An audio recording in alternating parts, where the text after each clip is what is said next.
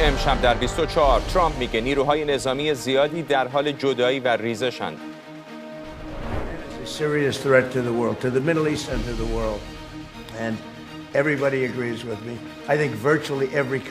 رئیس جمهوری آمریکا گفته واشنگتن برای به سرانجام رسوندن جنگ در ایران هر کاری لازم باشه انجام میده.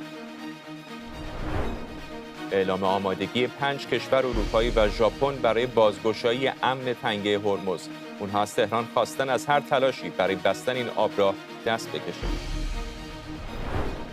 و همزمان با جهش قیمت انرژی بعد از حمله به تأسیسات انرژی در منطقه، ایالات متحده در حال بررسی کاهش محدودیت‌ها بر نفت ایرانه. از استودیوی ایران اینترنشنال این 24 است با فرداد فرهزاد. بینندگان ایران اینترنشنال در ایران و سراسر جهان سلام و وقت بخیر. ساعتی پیش رئیس جمهوری آمریکا درباره برداشتن تحریم‌های نفتی ایران و ارسال نیروهای بیشتر برای عملیات علیه جمهوری اسلامی گفته ایالات متحده هر کاری لازم باشه انجام میده. دونالد ترامپ در دیدار با نخست وزیر ژاپن گفت نیروهای نظامی زیادی در ایران در حال جدایی و ریزشند. به گفته ترامپ او به بنیامین نتانیاهو نخست وزیر اسرائیل گفته به زیرساخت‌های انرژی در ایران حمله نشه و تاکید کرده نتانیاهو هم با این موضوع موافقه. ترامپ در بخش دیگری از صحبت‌هاش گفته که هنوز تصمیمی برای اعزام نیرو به ایران نگرفته.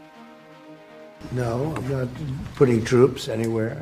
نه، ما نیروها رو به جایی نمیفرستیم. اگر هم میخواستم این کارو بکنم به شما نمیگفتم این کارو نمیکنیم. ما هر کاری که ضروری هست رو انجام میدیم. ایران یک تهدید جدی برای خاورمیانه و جهان هست و همه موافق هستن با من و فکر میکنم عملا همه کشورها با من موافق هستن. بنابراین من میخواستم اون آتش رو خاموش بکنم، اون مسئله رو تمام بکنم و خب نفت خب ممکنه یکم بالا بره، اقتصاد پایین‌تر بیاد. فکر میکردم شرایط بدتر بشه، خیلی بدتر از این فکر میکردم اتفاق میفته و فکر می‌کردیم زود تموم بشه. ما نیرو دریایی اونها رو نابود کردیم، هر چیزی که اونجا بوده ما نابود کردیم، من جمله رهبری نیرو دریایی، نیروی هوایی، تمام سلاح‌های ضد هواپیما از بین رفته. هیچ کسی اصلا به ما شلیک نمی‌کنه.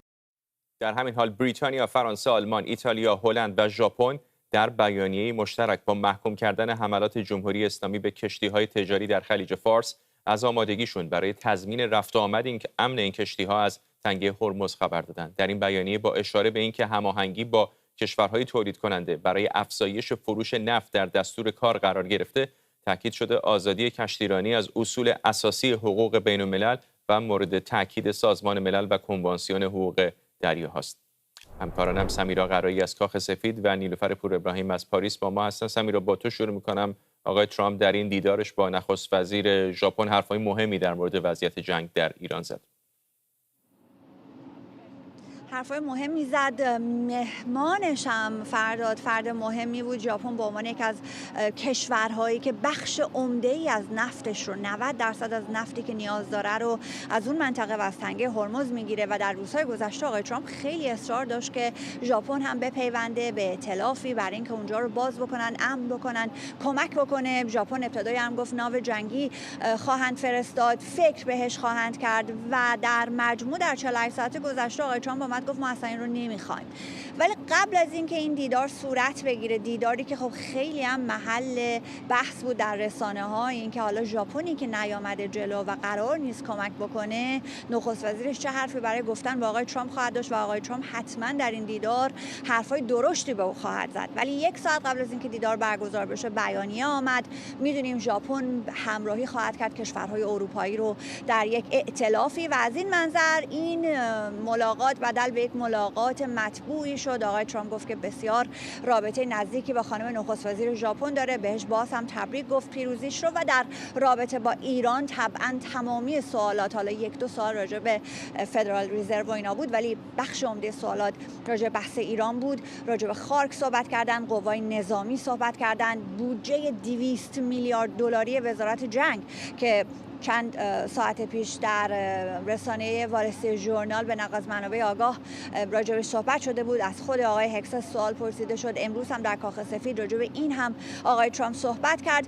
راجع به بودجه در ابتدای هم بگم که آقای ترامپ بالاخره رقم از نظر رسانه‌های آمریکایی رقم بالایی است. آقای ترامپ گفت این فقط معطوف به بحث ایران نیست، اگرچه که در رسانه‌ها گفته شده که به خاطر تقویت جنگ با جمهوری اسلامی است که این بودجه درخواست شده. آقای ترامپ گفت وضعیت کلا در جهان به لحاظ نظامی وضعیت شکننده‌ای هست و قوای نظامی ما الان به چنین پولی نیاز داره. آقای ترامپ در بحث دیگری راجع به از هم گسستن نیروهای نظامی صحبت کرد. مجموعاً ساختار سیاسی، زدن رهبری، اینها رو گفت و گفتند که از نظر سیاسی افراد دارن بدنه سیاسی رو ترک میکنن و بعد آقای ترامپ راجع به بدنه نظامی هم صحبت کرد و گفت جای تعجب نداره نظامی هاشون دارن پستاشون رو ترک میکنن، به شدت مورد حمله قرار گرفتن و ضعیف شدن. راجع به خارک، جایی که در این 24 ساعت گذشته بحث بسیار بوده، آیا تصرف میکنند اون یگان 31 تفنگداران دریایی که دارن میان از ژاپن، آیا اینها وارد خارک خواهند شد نخواهند شد؟ بریم بخشایی رو بشنویم که راجع به خارک صحبت کرده.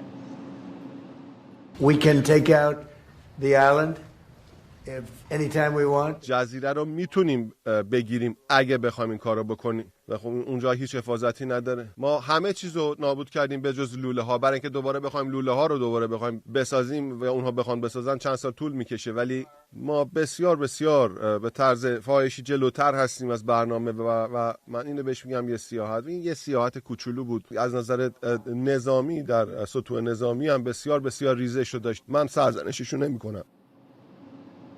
خارک فرداد هم بحثش از منظر اقتصادی است، اینکه گلوگاه صادرات نفت جمهوری اسلامی است، از اونجا 90% نفتش رو صادر میکنه. هم از این منظر ایالات متحده میتونه به جمهوری اسلامی فشار بیاره، همین که از اونجا یا جزایر کوچک دیگر میتونه امنیتی رو برقرار بکنه در تنگه هرمز و ضعیفتر بکنه فعالیت‌های نظامی که جمهوری اسلامی داره، از استفاده میکنه از جنوب برای اینکه عملیات‌هایی رو بخواد در تنگه هرمز انجام بده. بجز این بحث خارک به عنوان به هر حال زمینی که حالا زیرساخت نظامی داره ولی زیرساخت انرژی و به عنوان بندر صادراتی مهم مطرحه، بجز این بحث پارس جنوبی هم هست. آقای ترامپ تهدید کرده که اگر جمهوری اسلامی حملات خودش رو به قطر بخواد ادامه بده، یک حمله رو جمهوری اسلامی به قطر انجام داد که باعث شد که وزیر خارجه ترکیه بره به قطر با همتای قطری خودش صحبت‌های تند و تیزی رو بکنن. قطری‌ها میگن 3 تا 5 سال طول میکشه بخوام اونها رو تعمیر بکنند. همه این واکنش‌ها رو داشت. آقای ترامپ گفت اگر یک بار دیگر قطر رو بخوای بزنیم به کل پارس جنوبی رو خواهم زد. الان ما داریم راجع به زیرساخت‌های انرژی به این شکل صحبت می‌کنیم. ممکنه که تنش‌ها بخواد در این رابطه افزایش پیدا بکنه یا نه آغاز این ائتلاف سبب بشه که تنش‌ها اونجا آرام بگیره و جمهوری اسلامی این فعالیت‌های مخرب خودش رو در تنگه هرمز تمام بکنه، یک مقدار ثبات برگرده به بازار نفت. این ثبات در بازار نفت الان برای ایالات متحده بسیار مهم. آقای بسن میگه دارن فکر میکنن که نزدیک 140 میلیون بشکه نفت جمهوری اسلامی که الان روی سطح آبه، نه نفتی که هنوز وارد تانکر نشده، اونها رو رفع تحریم بکنن که بیاد در بازار یک مقدار بازار آرام بشه، قیمت‌ها بیاد پایین.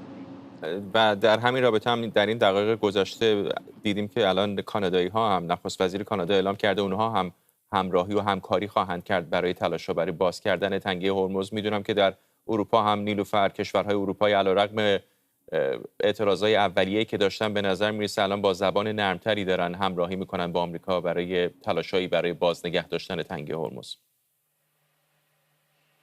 فرداد، همچنان یک سری سوال‌ها و اما اگرها در این زمینه وجود داره. هرچند که بیانیه صادر میکنن، هرچند که میگن آمادگی‌ها برای تلاش لازم رو دارن، اقدامات لازم رو دارن که چنین کار رو انجام بدن، اما شرط و شروط براش میذارن. بعد از حتی انتشار همین بیانیه سران ما میبینیم که فرانسه، وزارت خارجه‌اش همچنان داره تاکید میکنه که در هیچ عملیات نظامی برای آزادسازی یا حتی بازگشایی تنگه هرمز شرکت نخواهد کرد.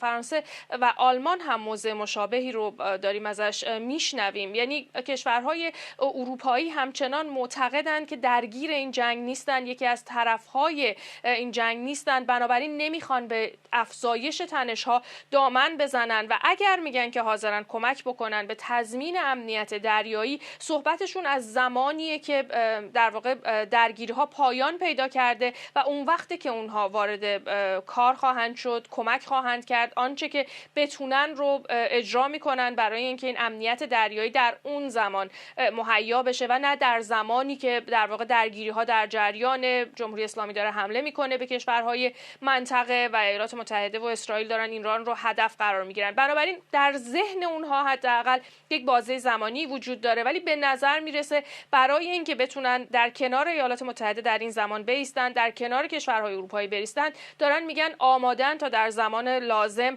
وارد عمل بشن. وزارت خارجه فرانسه وقتی از موضع فرانسه مثلا در این زمینه صحبت میکنه، میگه ما گفتگوهایی رو از همین حالا شروع کردیم، داریم گفتگو میکنیم، اما اونطور که امانوئل مکرون هم بهش اشاره میکنه، اونها معتقدن که جمهوری اسلامی و همینطور آمریکا باید وارد مذاکره مستقیم بشن در این زمینه و این موضوع رو حل بکنن. هرچند که مکرون مثلا با رئیس جمهوری ایران صحبت میکنه، وزیر خارجه فرانسه با وزیر خارجه جمهوری اسلامی در گفتگوه و از طرف دیگه میگن با شرکت‌های حتی بیمه کننده یا شرکت‌هایی که در واقع نفت رو باید منتقل بکنن در ارتباطن تا ببینن چه کارهایی در آینده میتونن در این زمینه انجام بدن. ولی صحبت اونها اینه که در شرایط فعلی هرچند که براشون حیاتیه، هرچند که براشون بسیار مهمه تا این تردد انجام بشه و کشتی‌ها بتونن به راحتی عبور بکنن به دلیل اینکه تاثیر گذاشته بر بازار نفت و گاز اروپا، اما به نظر نمیرسه در این مرحله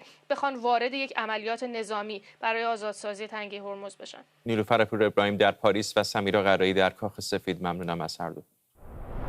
در حالی که 20 روز از آغاز عملیات مشترک ایالات متحده و اسرائیل میگذره، وزیر جنگ آمریکا در یک نشست خبری با اشاره به کشته شدن فرماندهان سپاه و بسیج گفته فرماندهی این دو نهاد در ایران کم درخواستنی شغل جهانه. پیت هگست گفته آمریکا تا به حال بیش از 7000 هدف نظامی رو در ایران مورد حمله قرار داده و توان موشکی جمهوری اسلامی رو تا 90% کم کرده. به گفته هگست، ایالات متحده امروز و امشب بزرگترین حمله رو انجام میده.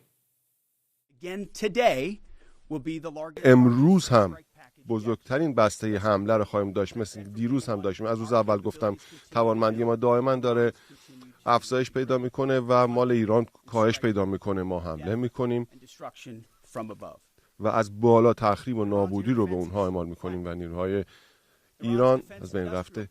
صنایع دفاعی مثل کارخانه ها که اینها تغذیه میکنن پهپاد و موشک رو، اینها همه فلج شدن و نابود شدن و صدها هدف از صنایع رو به طور مستقیم حمله کردیم. اونها داریم اون جایی که موشک‌های بالستیک تولید می‌کردن بدتر از بقیه آسیب دیده.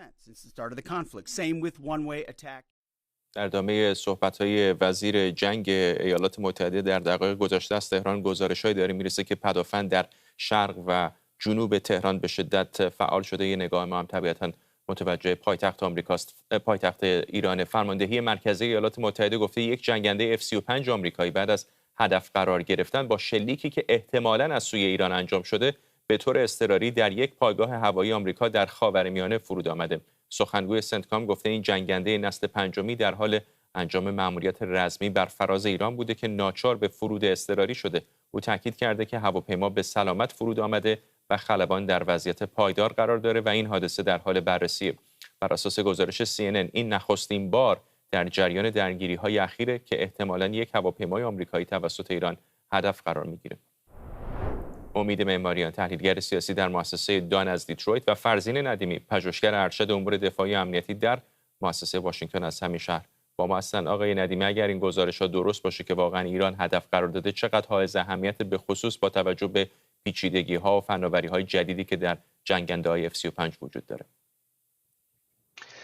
بعد البته در یک رزم هوایی بسیار گسترده که بیش از 7000 هدف گفته میشه مورد هدف قرار گرفته و هزاران مأموریت جنگی بر فراز ایران انجام گرفته، مورد هدف قرار گرفتن یک هواپیمای سرنشیندار به نظر من خیلی عجیب نیست و خیلی دستاورد خیلی بزرگی نیستش. ولی از یک طرف دیگه اهمیت داره به خاطر اینکه الان در مرحله‌ای از جنگ هوایی هستیم که به قول معروف نیروی هوایی آمریکا و اسرائیل استیلای هوایی بر فراز ایران دارند و طبق گفته ژنرال کین دیگه حملات هوایی از حمله‌های دور ایستا به حمله‌های درون ایستا تغییر کرده. یعنی هواپیماها دیگه به جای اینکه از موشک‌های و بمب‌های دوربرد استفاده بکنن برای اینکه هدف رو از فاصله مشخصی مورد حمله قرار بدن، میرن خیلی نزدیکتر به هدف و از بمب‌های هدایت شونده استفاده میکنن به وسیله GPS یا روش‌های دیگه هدایت لیزری که مستلزم این هستش که هواپیما نزدیکتر به هدف باشن و هواپیما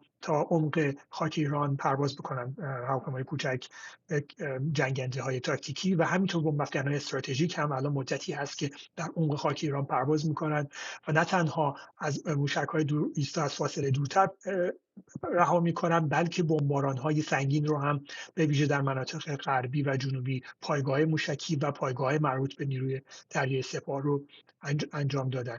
بنابراین این کار مستلزم این هستش که همچنان کنترل هوایی، کنترل بر آسمان ایران و کنترل بر استفاده نکردن ایران از پدافند هوایی وجود داشته باشه تا امنیت و ایمنی هواپیمای جنگنده و به ویژه بمب‌افکن‌های استراتژیک که ابعاد بزرگتری دارن کاملا به دست بیاد. حالا از حمله‌ای که به یک F-35 شده به نظر میرسه که با استفاده از یک موشک پدافند هوایی هست. نوع این موشک و نوع درگیری به چه شکل بوده مشخص نیست. یک فیلمی ایران منتشر کرده که یک فیلم با یک دوربین مادون قرمز گرفته شده از یک F-35 که یک پرتابه‌ای با سرعت زیاد بهش نزدیک میشه و بهش آسیب میرسونه. مشخصه که هواپیما به مسیر خودش ادامه داده و طبق گزارش سنتکام در یک کشور منطقه فرود اومده. نوع موشک احتمالاً میتونه از نوع موشک‌هایی باشه که به وسیله رادار که نه به وسیله سیستم اپتیکی هدایت میشه.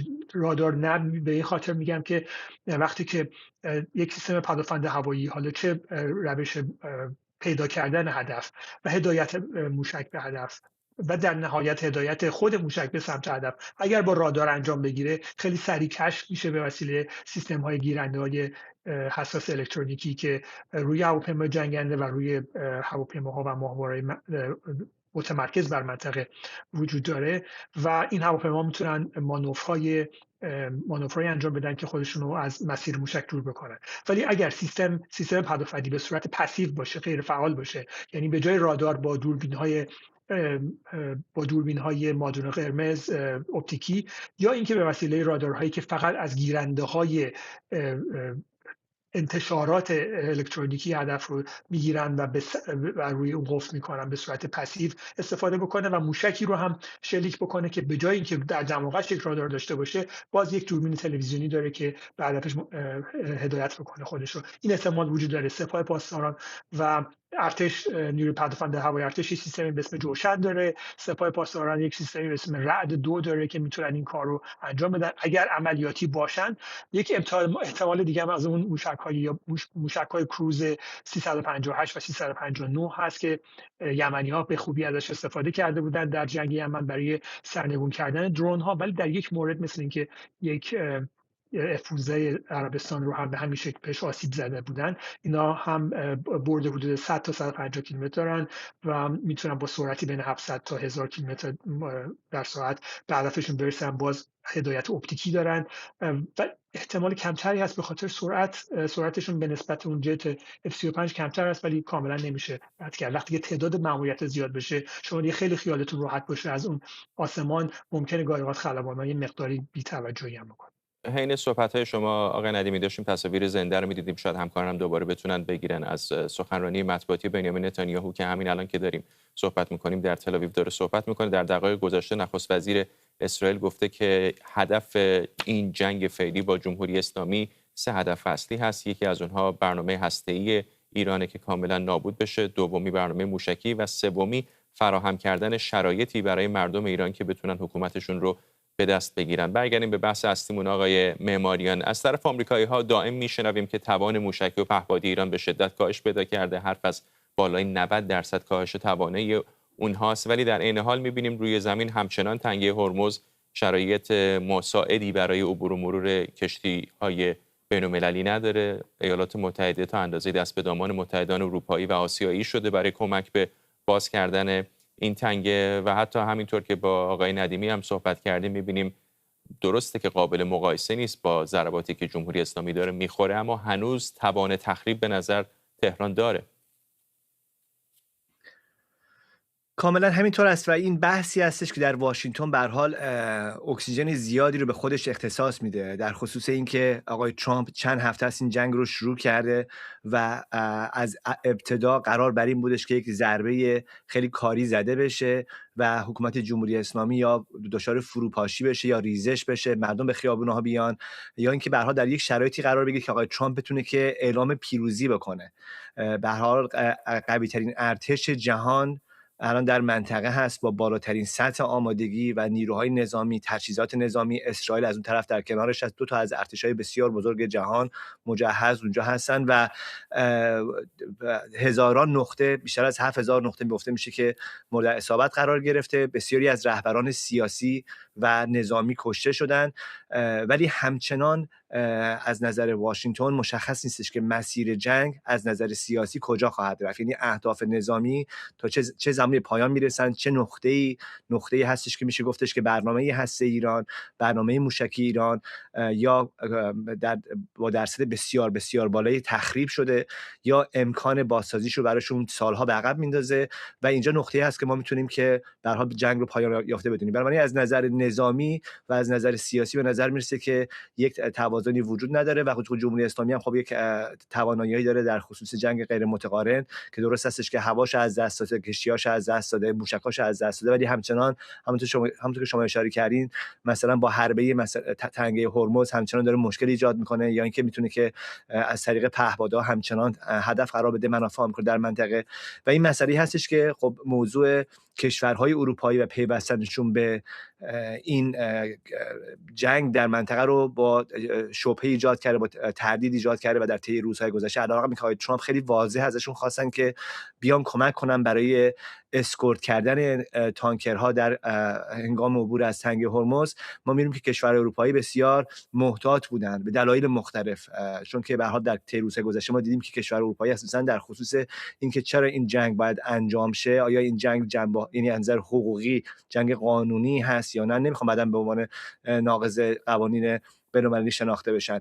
با این مسئله مشکل دارم متوجه به این که این بحث مطرح میشه که جنگ انتخابی هست توسط ترامپ. برای یک گزینه بسیار مهمی هستش که اروپایی‌ها بهش توجه میکنن و از اینکه همراه بشن با جنگ یعنی خودداری کردن و ممکن استش که همراه بشن در تنگه هرمز توجه به بحثی که ترامپ مطرح کردن، ولی مشخص است که محظوراتی دارن. و مسئله دیگه هدف جنگ براشون مشخص نیست. همونطور که در واشنگتن این بحث مطرح میشه، در پایتخت‌های اروپایی بحث مطرح میشه که هدف جنگ چی است. به نظر میرسه برای آمریکا برنامه هسته ایران، برنامه موشکی ایران هدفهای اصلی هستن، ولی برای اسرائیل اهداف دیگه هم وجود داره، مثل تغییر رژیم، یعنی که به هر حال ضعیف کردن ایران در حدی که چه رژیم کنونی چه هر حکومتی که بعد از جمهوری اسلامی قرار بگیره به هیچ عنوان نتونه که تهدید برای اسرائیل باشه. در مجموع در یه شرایطی هستیم که این حملات نظامی که داره آمریکا اسرائیل میکنن به یه نقطه رسیدی که افراد میخوان بدونن که برنامه دقیقاً چی هست و نقطه پایان چی هست و قرار هست که چجوری این برنامه حمله جمع جور بشه که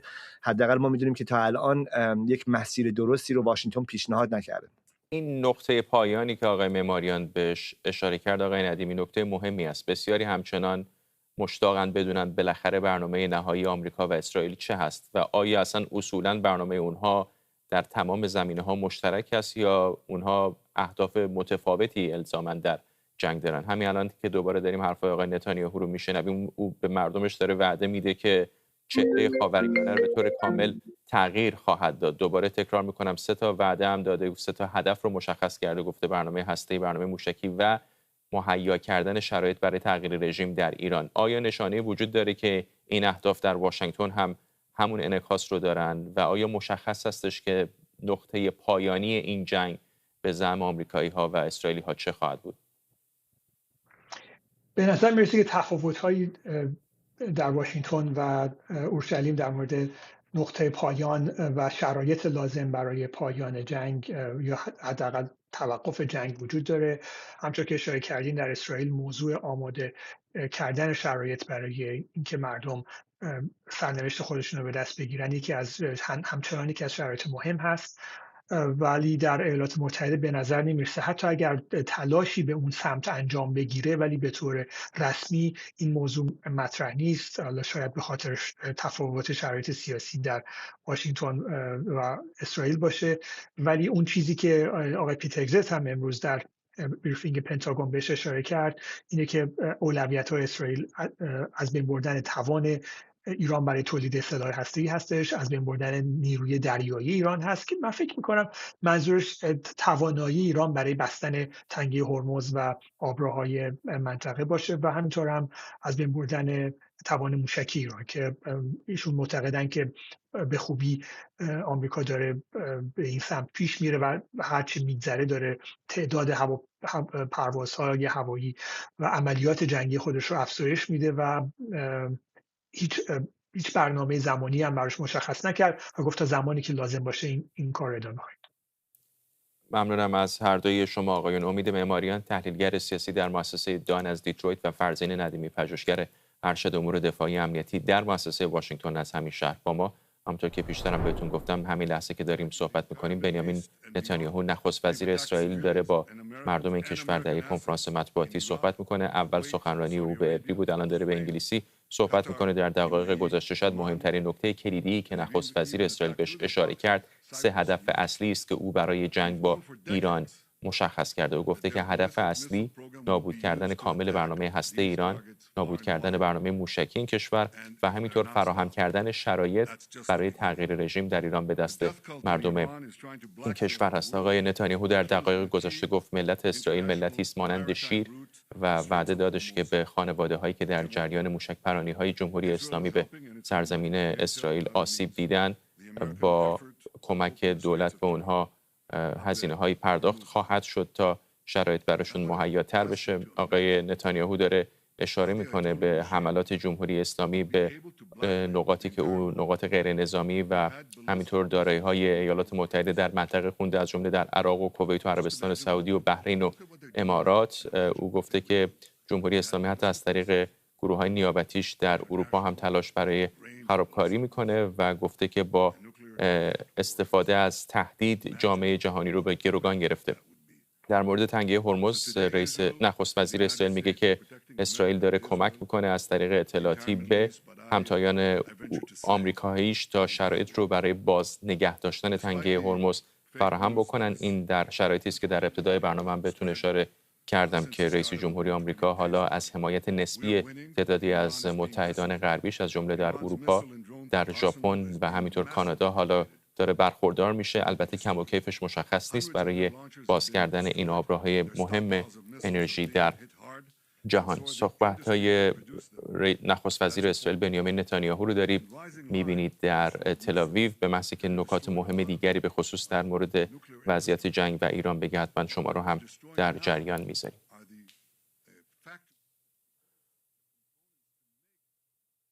ساعتی پیش در کنگره آمریکا مدیر اطلاعات ملی این کشور گفت مجتبی خامنه‌ای در حمله اسرائیل به شدت زخمی شده. تولسی گابارد که در جلسه سالانه ارزیابی تهدیدهای جهانی در کمیته اطلاعات مجلس نمایندگان صحبت می‌کرد، گفت با توجه به جراحات رهبر جدید ایران وضعیت تصمیم‌گیری در بالاترین سطح به گفته او نامشخصه. در همین حال جان رتکلیف مدیر سازمان اطلاعات مرکزی آمریکا CIA در این جلسه گفت ایران در سالهای طولانی تهدیدی مداوم برای آمریکا بوده و گروه‌هایی که توسط رژیم ایران تأمین مالی میشن به طور پیوسته به منافع آمریکا در خاورمیانه حمله میکنند.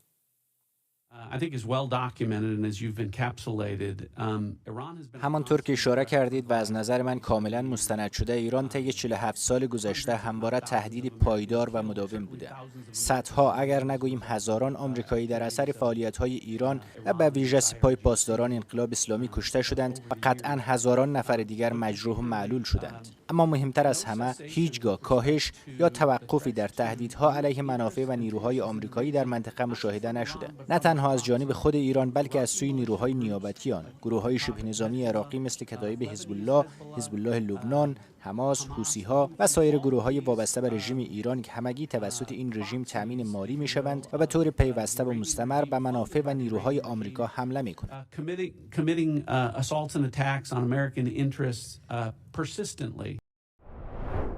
خبرنگارمون مرضیه حسینی از کنگره آمریکا با ماست. مرضیه، این جلسه فرصتی هم دوباره برای قانونگذاران فراهم کرده تا بیشتر دولت رو زیر فشار قرار بدن و سوالات بیشتری بپرسن در مورد وضعیت جنگ و اهداف جنگ. دومین روز این جلسات بود. فردا روز گذشته در مجلس سنا، امروز در مجلس نمایندگان برگزار شد. رئیس FBI، رئیس CIA و مدیر اطلاعات ملی آمریکا هر سه نفر حاضر بودند. جلسه به مراتب چالشی‌تر از روز گذشته بود، به خاطر اینکه افراد مجلس نمایندگان جلسه دیروز رو با دقت بررسی کرده بودن. همه خالیگاه‌هایی که این سه نفر سعی کرده بودن پر نکنند رو باهاش اینها رو امروز به چالش کشیدن. خلاصه جلسه این بود که هر سه این افراد بسیار منسجم تلاش کردند که تمام مسئولیت‌های این جنگ رو بندازن گردن آقای ترامپ. بگن ما فقط اطلاع ارائه دادیم به آقای ترامپ و رئیس جمهور تصمیم گیرنده است که تهدید چقدر جدی هست، آیا باید حمله بشه یا حمله نشه. اما دو تا نکته مهم رو خانم گبر در این جلسات مطرح کرد، جلسات امروز مشخصا. اول اینکه گفت بر اساس اطلاعات دولت آمریکا، یعنی مجموعه اطلاعات CIA و اداره استخبارات اسرائیل، ما میدونیم که مجتبی خامنه‌ای زخمی شده و الان مسئله تصمیم گیری در بالاترین سطوح جمهوری اسلامی بسیار پرچالش هست. دومین نکته‌ای که اشاره کرد در خصوص این بود که اهدافی که اسرائیل و آمریکا در داخل ایران هدف قرار میدن با هم متفاوت هست. تاکید کرد که تمرکز ما در خصوص برنامه موشکی، برنامه هسته‌ای و نیروی دریایی هست، اما اولویت اسرائیل در حملات به ایران هدف قرار دادن رهبران جمهوری اسلامی هست. میدونیم که در روز گذشته هم اظهارات نسبتاً مشابهی را مطرح کرده بودند، اما یک نکته‌ای که دوباره مهم هست اینجا در کنگره آمریکا این هست که یک بار دیگه رأیگیری انجام شد برای اینکه این جنگ رو متوقف کنن در لحظه و دوباره این لایحه، این قطعنامه اصلاح می‌کنم شکست خورد. بر اساس آخرین آماری که من دریافت کردم 53 نفر در مجلس سنا علیهش رأی دادن، یعنی به این معناست که فقط 47 نفر رأی موافق دادن.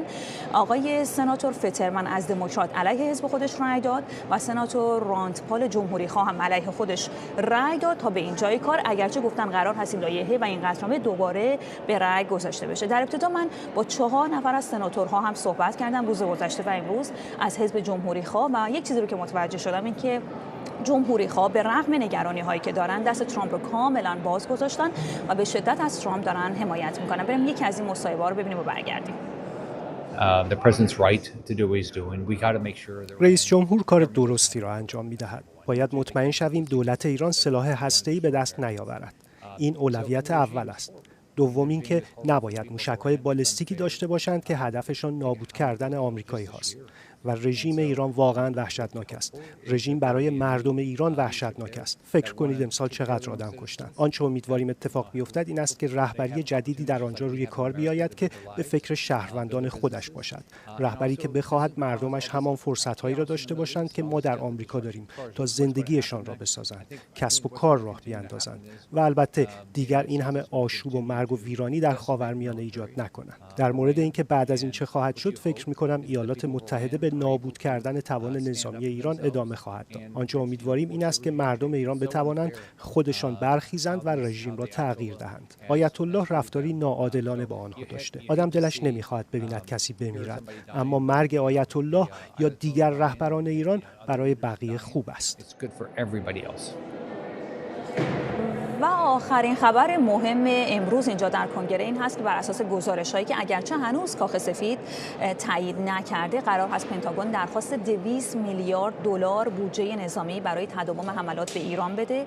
این رقم بسیار بیشتر از رقم اولیه‌ای هست که تصور می‌شد. قرار بود این رقم 50 میلیارد دلار باشه و حالا در واقع بزرگی این عدد باعث شده که در واقع موجی از واکنش‌ها اینجا در کنگره آمریکا ایجاد بشه. در همین ابتدای امر و حتی هنوز که این طرح وارد کنگره نشده، دموکرات‌ها به شدت باش مخالفت میکنن. دو نفرشون الان اینجا بودن، من باشون صحبت کردم و یکیشون به من گفت اگر میخوان که ما با اونها فرود بیایم بعد در زمان تیک آف هم ما رو با خودشون میگرفتن. در نتیجه اگر تصمیم جنگ رو تنهایی گرفتن، مسئله بودجه و مشکلاتش رو هم خودشون حل بکنن. این دست از این مخالفت ها زیاد هست به خاطر اینکه این رقمی که درخواست شده 200 میلیارد دلار، فقط مقایسه بکنیم با اینکه در طول 4 سال گذشته کنگره آمریکا حدوداً 188 میلیارد دلار پول برای اوکراین اختصاص داده و حالا اینها در هفته سوم جنگ چنین رقمی رو از کنگره درخواست میکنم. مسئله‌ای که احتمالاً یکی از چالش‌های پیش روی کابینه آقای ترامپ اینجا در کنگره در روزها و هفته‌های آینده خواهد بود. ممنونم از همکارم مرضیه حسینی در کنگره آمریکا. همچنان که داریم صحبت می‌کنیم، نخست وزیر اسرائیل هم داره کنفرانس مطبوعاتیش رو ادامه میده در تل‌آویو. لحظات پیش از نیوز مکس یک خبرنگار از او در مورد آینده وضعیت حکومت در ایران پرسید و او گفتش که ما نمیخوایم هیتلر رو به گفتگو با هیملر عوض بکنیم و باید شرایطی رو فراهم بکنیم تا مردم ایران بتونن سرنوشتشون رو به دست بگیرن. در دقایق گذشته هم حین برنامه ما نخست وزیر اسرائیل گفت یک خبر جعلی این روزها در رسانه‌ها در جریان هستش که انگار این اسرائیل بوده که پای ایالات متحده آمریکا رو به این جنگ کشونده. او گفت که با رئیس جمهوری آمریکا دائم در تماس هست و این گونه نیست. خود آقای ترامپ به روشنی تهدیدات جمهوری اسلامی رو میدانسته و میدونه، از جمله اینکه از ابتدای نطفه این حکومت آمریکایی‌ها مورد تهدید و حمله جمهوری اسلامی بودن و اشاره به موضوع گروگانگیری در سفارت ایالات متحده کرد که برای 444 روز دیپلمات‌های آمریکایی در تهران گروگان گرفته شده بودند. او در ادامه همینطور به تعداد زیاد کشته‌های آمریکایی که اونها رو هزاران نفر توصیف کرد در عراق اشاره کرد که توسط جمهوری اسلامی صورت گرفته و گفت که حالا هم در جریان این جنگ جمهوری اسلامی برای نفت اخاذی میکنه. او گفت که تصور بکنید، به گفته او، این دیوانه‌ها اگر سلاح هسته‌ای می‌داشتند چه خطراتی میتونستند برای جهان داشته باشند. نخست وزیر اسرائیل در ادامه صحبتاش گفت که رهبران جهان به طور خصوصی از این جنگ دارن حمایت میکنند و همه اونها به تهدید جمهوری اسلامی آشنا و آگاه هستند.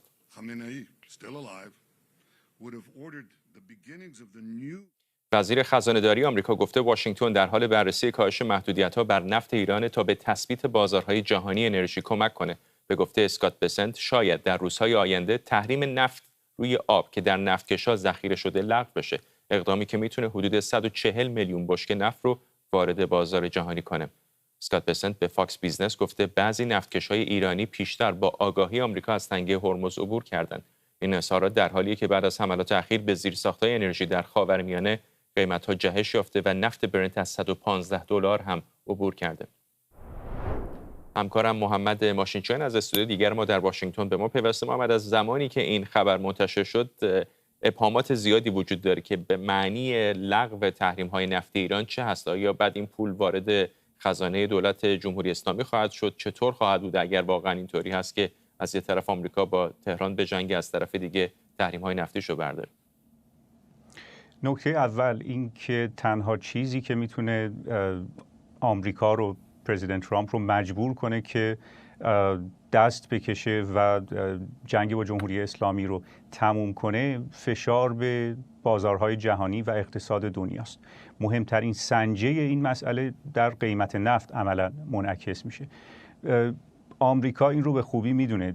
تیم ترامپ به ویژه فردی مثل بسنت کاملا نسبت به این موضوع آگاهه و قبل از اینکه اصلا عملیات اون حمله حماسی آغاز بشه این رو در نظر گرفته بودن، محتمل سناریوها رو در نظر گرفته بودن. حتی شاید بشه گفت که اون مقدمه گرفتن مادورو و ونزوئلا هم حداقل با در نظر داشتن موضوع ایران بوده. از آغاز جنگ تا امروز این رو ما شنیدیم. خبرهای کپلر خبرش رو منتشر کرد، گفتش که بیش از 2 میلیون بشکه در روز داره خارج میشه توسط ایران، یعنی بارگیری میشه نفتکش‌های ایران و از تنگه هرمز خارج میشه. این البته قبل از بستن تنگه هرمز بود، اما گزارش‌ها میگفت که در طول بسته بودن هم این ادامه داشته. به این معنا که ایالات متحده آمریکا اون موقع به هر حال ناو هواپیمابر بود، تجهیزات نظامی بود، میتونستن جلوی تانکرهای ایرانی رو بگیرن، ولی این کار رو نکردن. کل این مسئله با در نظر داشتن همین فشار عرضه است. وقتی تنگه هرمز بسته است، بقیه نمیتونن نفتشون رو صادر کنن.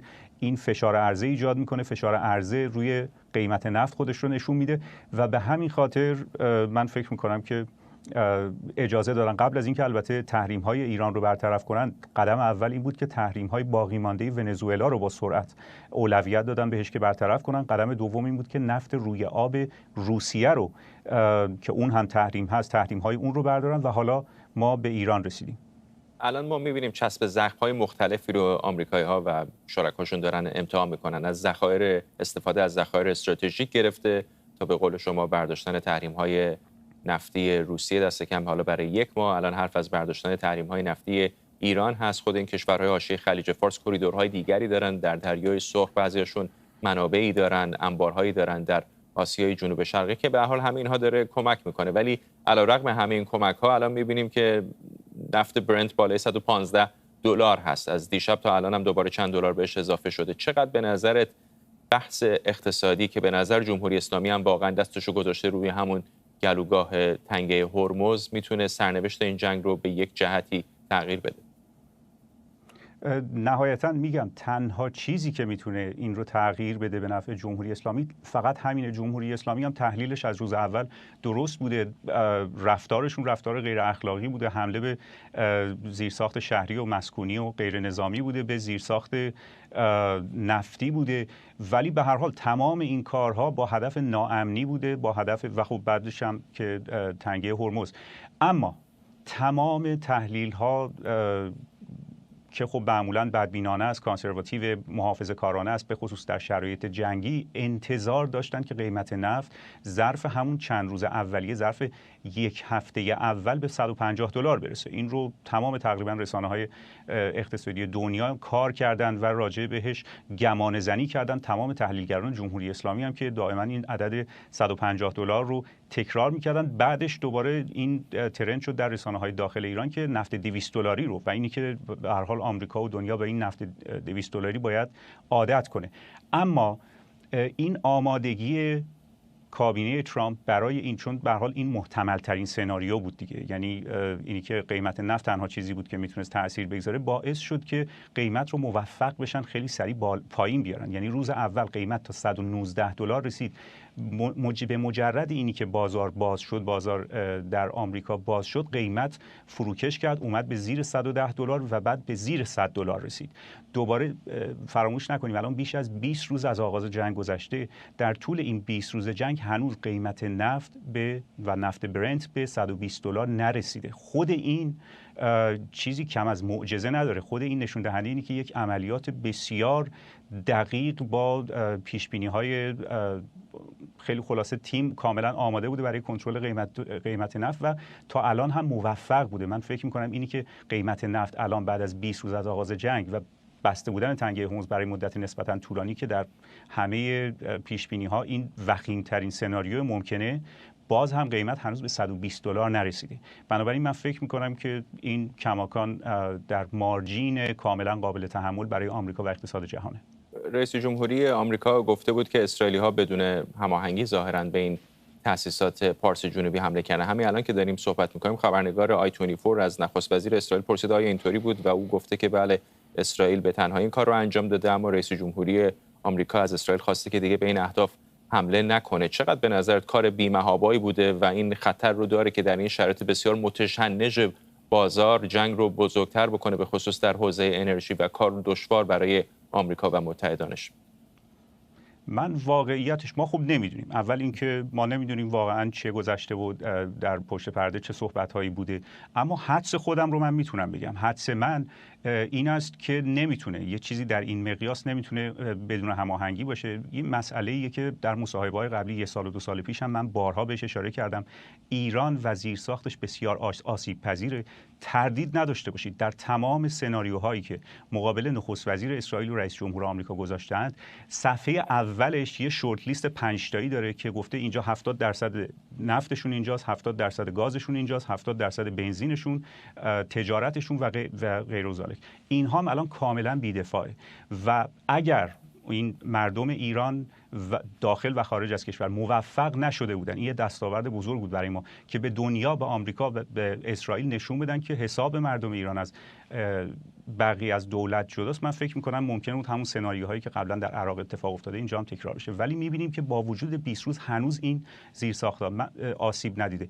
جمع‌بندی من این است که این یک تیر هشدار بود و شاید آخرین تیر هشدار بود برای اینی که ما میتونیم صدمه بزنیم و عملاً یه جور کنترل کردن جمهوری اسلامی بود با یادآوری کردن خطراتی که میتونه انتظارشون رو بکشه در صورتی که بخوان ادامه بدن به مسیر فعلی. ممنونم از تو. محمد ماشینچیان همکارم از استودیو دیگر ما در واشنگتن. اجازه بدید در این دقایق در واقع ثانیه‌های پایانی برنامه دوباره به تل آویو بریم. نخست وزیر اسرائیل همچنان داره صحبت میکنه و در لحظات گذشته گفته اگر فکر میکنید الان بازارهای جهانی در نوسان هست، تصور بکنید اگر ایران به سلاح هسته‌ای دست میافت وضعیت چطور بود، و او پیش بینی کرده که جنگ خیلی سریعتر از انتظارها به پایان برسه. ممنونم که بیننده 24 امشب بودید. برنامه رو میتونید دیرتر در یوتیوب دوباره ببینید.